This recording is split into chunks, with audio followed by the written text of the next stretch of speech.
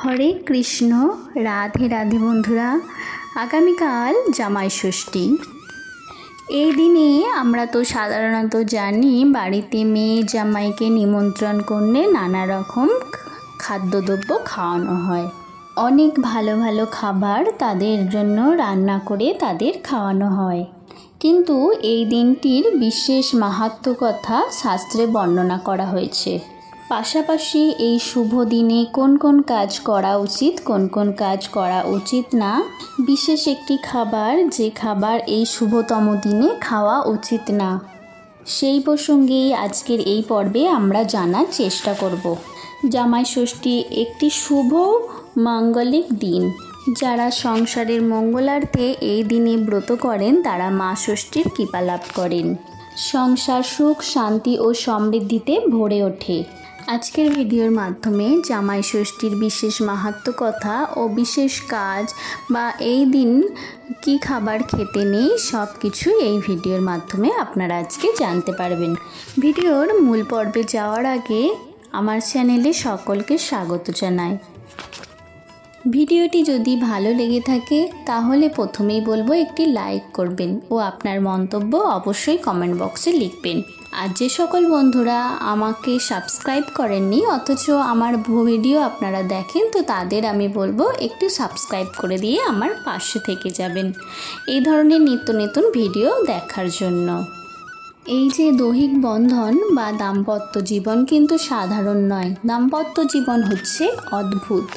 দুটি নদী দুই দিকে চলতেছিল, সেই দুই নদী দুটিকে একসঙ্গে করা চলার নামই হলো দাম্পত্য জীবন। সুখে দুঃখে চিরকাল যারা একে অপরের একত্রিত হয়ে থাকার পরিকল্পনা করে, প্রতিশ্রুতিবদ্ধ হয়, সেটিই হলো দাম্পত্য জীবন। সংসার জীবন মোটেই সাধারণ নয়। একটু ভুল হলেই সেই সংসার নরকের থেকেও ভয়ানক যাতনায় পরিপূর্ণ হয়। আর সেই সংসার স্বর্গের থেকেও পরম আনন্দের হয়ে ওঠে যখন সংসারের মধ্যে সুখ শান্তি বজায় থাকে। তাই প্রত্যেককেই বলবো সংসার সুখী হয় রমণীর গুণে। অবশ্যই সংসার সুখের হয় একটি রমণীর গণে। যে পরিবারে রমণীকে স্ত্রীকে কষ্ট দুঃখ দেওয়া হয়, রাজা রাজ্য শাসন করে, কিন্তু দিনের শেষে রাজাকে শাসিত হতে হয় রানীর কাছে। রাজাকেও কিন্তু শাসন করে একজন, তিনি হচ্ছেন রানী। এই জন্যও প্রত্যেকটা গৃহের বধূ মাতাগণ তারাও হলেন এক ধরনের লক্ষ্মী। স্বর্গের যে লক্ষ্মী তারাও এক ধরনের লক্ষ্মী, তাদেরকে বলা হয় স্বর্গলক্ষ্মী। আর ভগবান বিষ্ণুর যিনি স্ত্রী তিনি হলেন স্বয়ং মা লক্ষ্মী দেবী। এবং প্রত্যেকটা গৃহে যে বধূ মাতাগণ তারাও কিন্তু লক্ষ্মী স্বরূপা। যে পরিবারের লক্ষ্মী কষ্ট পায় সেই পরিবার কখনো সুখ শান্তিতে ভরে ওঠে না। বিশেষ করে এই পবিত্র দিনে কোনো নারীকে, কোনো বধূকে কষ্ট দিতে নেই। অরণ্য ষষ্ঠী বা জামাই ষষ্ঠীর দিনে কোনো মতেই কোনো বধূ মাতা, বধূ বা কোনো নারীকে কষ্ট দিতে নেই। এই বিষয়ে পার্বতী ও শিবের একটি কাহিনী রয়েছে। জামাতার প্রতি পার্বতীর পিতা দক্ষ প্রসন্ন ছিল না। জামাতা হলেন দেবাদিদেব মহাদেব, সমস্ত দেবতাদের ঊর্ধ্বে যিনি, তাকেও কিন্তু পছন্দ করেনি দক্ষ। ভুল করেছিল দক্ষ, যে কারণে তার ফল তাকে ভোগ করতে হয়েছিল। নিজের কন্যা পার্বতী তিনি ভালোবাসত শিবকে এবং শিব জীবনে প্রতিশ্রুতি গ্রহণ করেছিল যে আমি কখনো বিবাহ করব না। কিন্তু এই পার্বতীর তপস্যা বললে শিব আর না থাকতে পেরে তিনি তখন পার্বতীকে বিবাহ করার জন্য প্রস্তাব পাঠালো। পার্বতী বিবাহ করতে যেহেতু রাজি, তাই বাবা আর না করতে পারেনি। কিন্তু তিনি প্রকৃতভাবেই শিবের কাছে নিজের কন্যাকে দিতে রাজি না। যদিও তিনি দেবাদিদেব মহাদেব, তবুও তিনি উলঙ্গ বেশে থাকে, জটাধারী, শ্মশানে থাকে, ছাই বর্ষ মেখে ঘুরে বেড়ায়। এই জন্য মূলত শিবের কাছে কন্যাকে দিতে রাজি না রাজা দক্ষ। কিন্তু পার্বতী জানতো ইনি হলেন দেবাদিদেব মহাদেব, সমস্ত দেবতাদের ঊর্ধ্বে। একদিন কি হলো, ওই মনোমালিন্যতার কারণে পার্বতী অনেক দিন হলো তার বাবার বাড়ি যাচ্ছে না। একদিনে রাজা দক্ষ বিশাল যজ্ঞানুষ্ঠান আয়োজন করেছেন। সেখানে ইন্দ্র, কামদেব এরকম সকল স্বর্গের দেবতারা নিমন্ত্রিত আছে। এমনকি ভগবান বিষ্ণুও সেখানে উপস্থিত, কিন্তু পার্বতীকে ও মহাদেবকে নিমন্ত্রণ করেনি, অর্থাৎ মেয়ে জামাইকে নিমন্ত্রণ করেনি। মেয়ে জামাইয়ের কথা বাদই দিয়ে দেবাদিদেব মহাদেব, তিনি হচ্ছেন সকল দেবতার প্রধান, তাকেও নিমন্ত্রণ করেনি। তখন পার্বতী হঠাৎ খেয়াল করলো সমস্ত দেবীরা সেজেগুজে রথে করে যেন কোথায় যাচ্ছে। সবাইকে প্রশ্ন করলে এক একজন উত্তর দিল যে আমরা দক্ষের বাড়িতে যাচ্ছি। তোমার বাবার বাড়িতে তো বিশাল যজ্ঞানুষ্ঠান হচ্ছে, আর তুমি জানো না সেখানে ধুমধাম করে অনেক ভোজের আয়োজন করা হচ্ছে, তাই নিমন্ত্রণেই আমরা যাচ্ছি। এসব শুনে মা পার্বতীর খারাপ লাগলো। তিনি ভাবতে লাগলেন আমার বাবার বাড়িতে এরম ধুমধাম করে অনুষ্ঠান হচ্ছে আর আমার স্বামীকেই নিমন্ত্রণ করা হয়নি।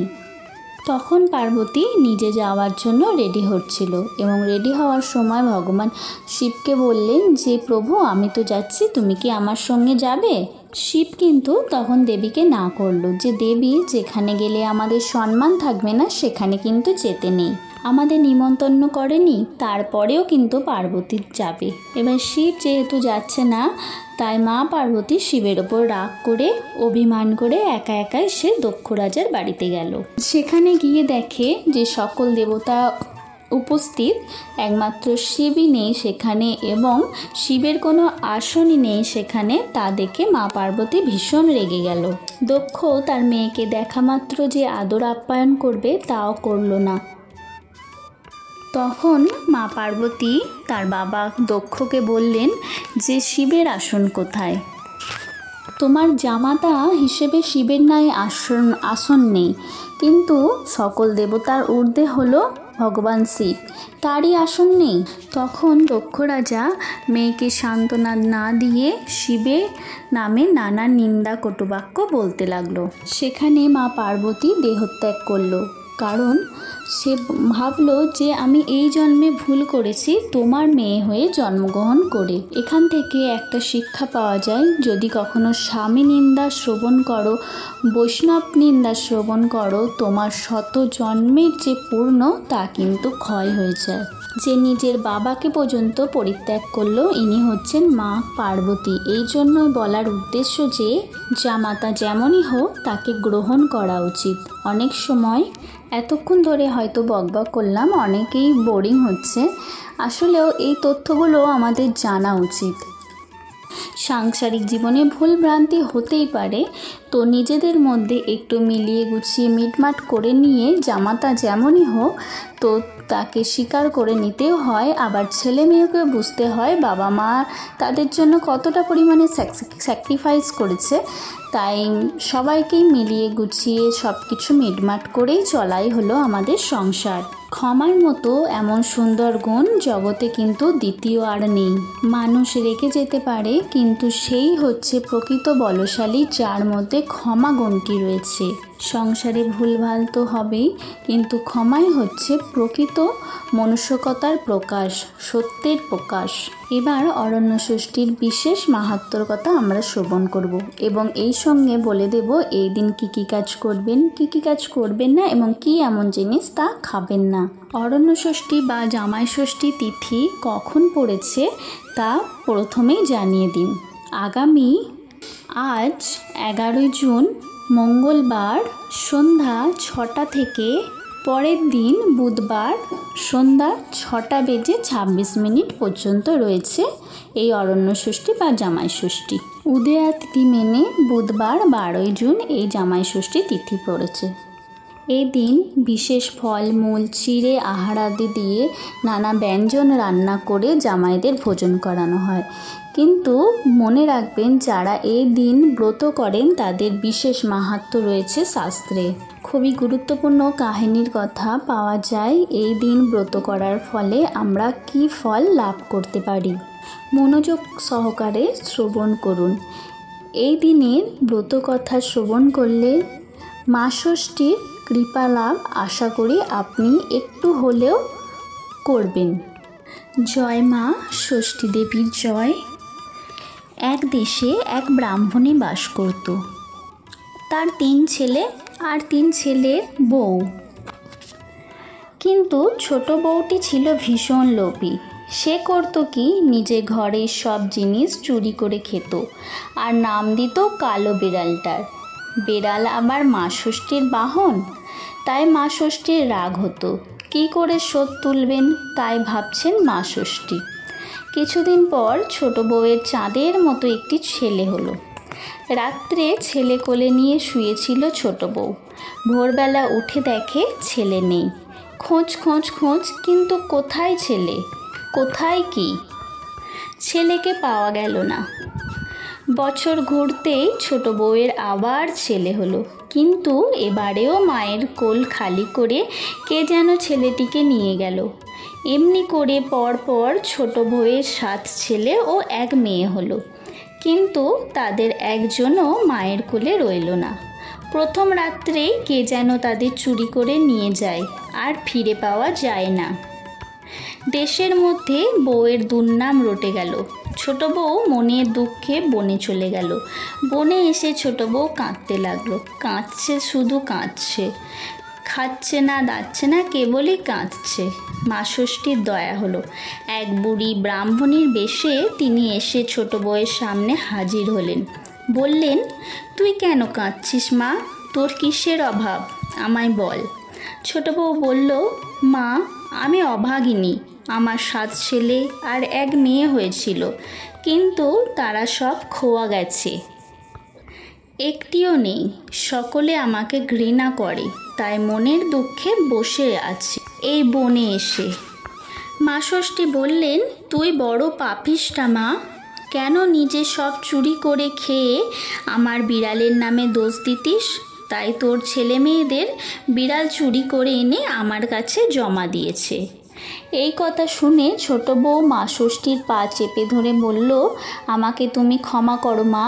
কী করলে আমার পাপের প্রায়শ্চিত্ত হবে বলে দাও। মা ষষ্ঠী বললেন, ওখানে গিয়ে দেখ, একটা বিড়াল পচা গলা হয়ে মরে আছে। 1 হাঁড়ি দই এনে ওই বিড়ালের গায়ে ঢেলে দিগে যা। তারপর ওই বিড়ালটাকে জিবে করে হাঁড়িতে তুলে আমার কাছে নিয়ে আয়, তাহলেই তোর ছেলে মেয়েকে তুই ফিরে পাবি। ছোট বউ তাই করল। তখন মা ষষ্ঠী তার 7 ছেলে ও 1 মেয়েকে ফিরিয়ে দিলেন। তারপর বললেন, এদের কপালে দইয়ের ফোঁটা দে, এদের কখনো বাঁ হাতে মারিসনি, মর বলে গাল দিসনি, আর বিড়ালের নামে নিজের চুরির দোষ চাপাসনি, বিড়ালকে কখনো লাথি মারিসনি, বুঝলি তো? আবারও বললেন, জ্যৈষ্ঠ মাসের শুক্লা ষষ্ঠীতে পিটুলি দিয়ে কারো বেড়াল গড়বি। তারপরে ফলমূলের বাটা সাজিয়ে 6টা পান, 6টা সুপারি, 6টা কলা আর বাঁশপাতার হলুদের ন্যাকড়া জড়িয়ে 2 গাছা সুতো পাকিয়ে তাতে বাঁধবি। ওই সুতো হচ্ছে তোর 60 সুতো। তারপরে তেল হলুদ দিয়ে অরণ্য ষষ্ঠীর পুজো দিবি। পুজোর পর সেই 60 সুতো প্রত্যেক ছেলে মেয়ের কপালে ছুঁয়ে ডান হাতে বেঁধে দিবি। তারপর ফলার খাবি, কখনোই ভাত খাবি না। এইসব মেনে চললে মায়েদের ছেলেমেয়েরা মরে না, বুঝলি? এই বলে মা ষষ্ঠী অদৃশ্য হয়ে গেলেন। ছোট বউ ছেলে মেয়ে নিয়ে ঘরে ফিরল এবং সকলের কাছে মা ষষ্ঠীর কথা বলল। তখন সবাই ছোট বউকে ঘিরে ধরল ও ষষ্ঠী ব্রতের নিয়মকানুন জেনে নিল। তারপর থেকে ছেলে মেয়ের মঙ্গলের জন্য দেশে দেশে অরণ্য ষষ্ঠীর ব্রত কথা প্রচারিত হয়ে গেল। ছোট বউ খুব ঘটা করে ছেলে মেয়ের বিয়ে দিল। ছেলেদের জন্য টুকটুকে বউ আর মেয়ের জন্য চাঁদের মতো জামাই আনলো। জ্যৈষ্ঠ মাসের ষষ্ঠীর দিন জামাইয়ের কপালে দইয়ের ফোঁটা দিয়ে আম কাঁঠালের বাটা দিয়ে ধুমধাম করে জামাই ষষ্ঠী করলে। সেই সঙ্গে অরণ্য ষষ্ঠীর দিন একই সাথে অরণ্য ষষ্ঠী ও জামাই ষষ্ঠীর ব্রত চালু হয়ে গেল। এই দিনে কি কি কাজ করবেন আপনারা সংসারের মঙ্গল কামনার জন্য? আপনি এই শুভতম দিনে গিয়ে যে কোনো মন্দিরে গিয়ে ভগবান বিষ্ণুর বিশেষভাবে পুজো দিন। ধরুন আপনি অরণ্য ষষ্ঠীর পুজো দিতে পারছেন না, তখনই ভগবান বিষ্ণুর যে কোনো মন্দিরে গিয়ে বিশেষভাবে পুজো দিন। কোনো মন্দিরে গেলে অবশ্যই সেই মন্দিরের প্রসাদ পেয়ে আসুন। আর এই অরণ্য দিনে যদি কেউ মন্দিরেও না যেতে পারেন তাহলে বলবো খুবই প্রভাতে ঘুম থেকে উঠে গঙ্গা স্নান করবেন। এই দিনে গঙ্গা স্নান যে করতে পারে তার সমস্ত রকমের পাপরাশি ধ্বংস হয়ে যায়। সেই কারণে গঙ্গা স্নানকে খুবই গুরুত্ব দেওয়া হয়েছে। আর গঙ্গা যদি না থাকে আপনারা যে কোনো পবিত্র নদীতে স্নান করতে পারেন। আর এই দিনে কিন্তু অবশ্যই মেয়ে জামাই একসাথে বাড়িতে আসে। আপনারা জামাতাকে নেমন্তন্ন করলেন, কিন্তু তা নয়, মেয়েও যেন সঙ্গে আসে। জামাই ষষ্ঠীর দিন শুধুমাত্র মেয়ে জামাই বাড়িতে এলো, আমরা আনন্দ করলাম, কিন্তু এতে কিন্তু প্রকৃত মঙ্গল হয় না। তাই মেয়ে জামাই একসাথে বাড়িতে আসুক সেই দিন, তারই সঙ্গে মেয়ে জামাইয়ের উদ্দেশ্যে পুজো দিলে তবেই মঙ্গল হয়। জামাই ষষ্ঠী খুবই পবিত্র একটি দিন, যখন এই বিশেষ দিনে আমরা সাংসারিক মঙ্গলের জন্য ভগবানের কাছে পূজা দেব, ভগবানের নাম করব, তখনই কিন্তু আমাদের বিশেষভাবে মঙ্গল হবে। এর ফলে সংসারের সমস্ত অমঙ্গল দূরীভূত হয়। এই দিনে ঠাকুরের প্রসাদবিহীন বা ঠাকুরের ভোগবিহীন কোনো খাবার গ্রহণ করবেন না। তাই কি খাবার খাবেন না? ঠাকুরের প্রসাদবিহীন কোনো খাবার এই দিনে খাবেন না।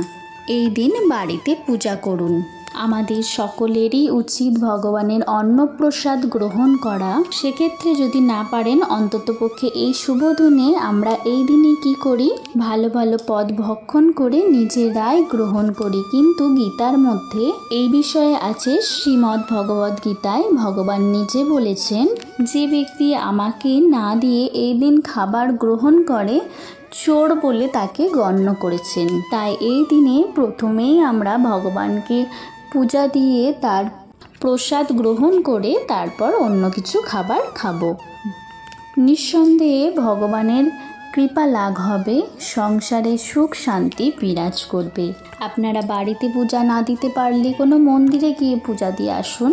সন্ধ্যের সময় গিয়ে সেখানে কোনো মন্দিরে গিয়ে প্রসাদ গ্রহণ করে আসুন। আশা করি একটু হলেও আপনাদের মঙ্গল সাধিত হবে।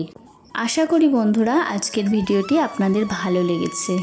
ভিডিওটি ভালো লাগলে কমেন্ট বক্সে জয় মা ষষ্ঠী দেবীর জয় লিখতে ভুলবেন না। ধন্যবাদ। সকলে ভালো থাকবেন, সুস্থ থাকবেন।